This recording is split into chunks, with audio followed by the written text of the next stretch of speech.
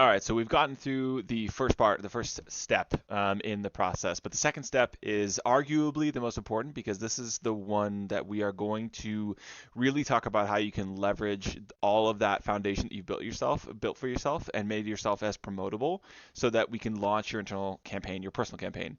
And if you're first thinking in the back of your mind, like, dude, this just sounds like networking. Is that it? And let me just say this: one, you're right to question everything I say. However, when you think about the nature of what we're trying to do here, humans are relationship focused. That means that you want to be focused on relationships, and you want to be focused on developing those relationships.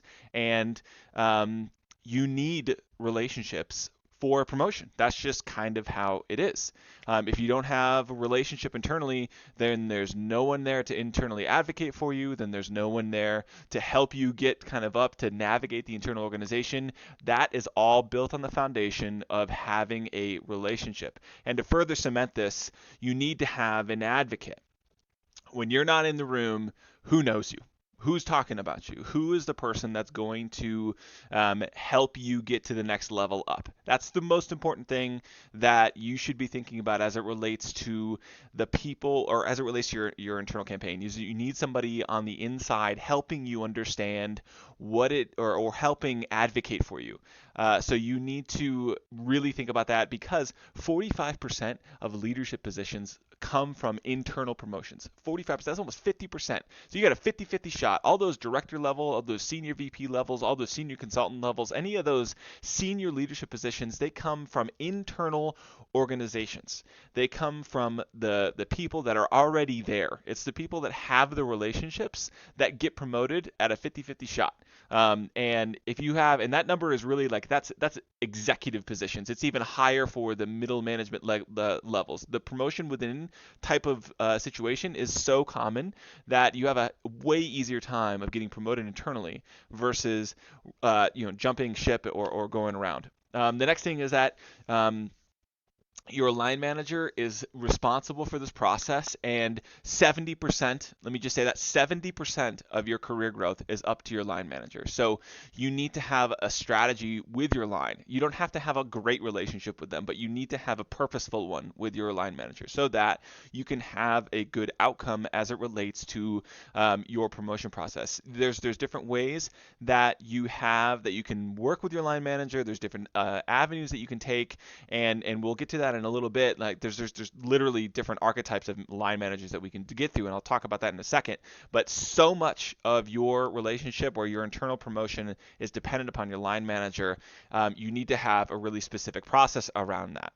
And the biggest mistake that I see people make all the time is that they have good relationships internally. Great, you have great relationships internally, but you fail to cultivate them, or you fail to struggle, or you struggle at least to cultivate them. Fail sounds like really clickbaity, but you have difficulty in cultivating them in a meaningful way to help you get up to the next stage, or to help you get that promotion. You have buddies, or you have like good friends, but how are you able to take that and cultivate it for your internal campaign?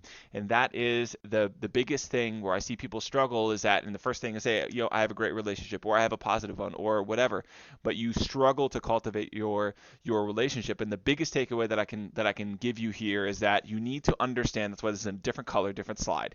You need to understand your orientation to the organization's, what I'll say, centers of influence. Let me take myself off camera here or let me take the presentation down for just a second.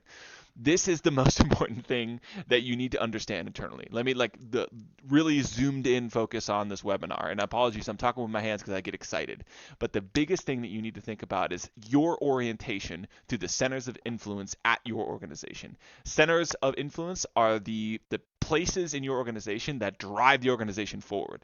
That usually involves the impact on revenue or customer acquisition or whatever the organization's mission is.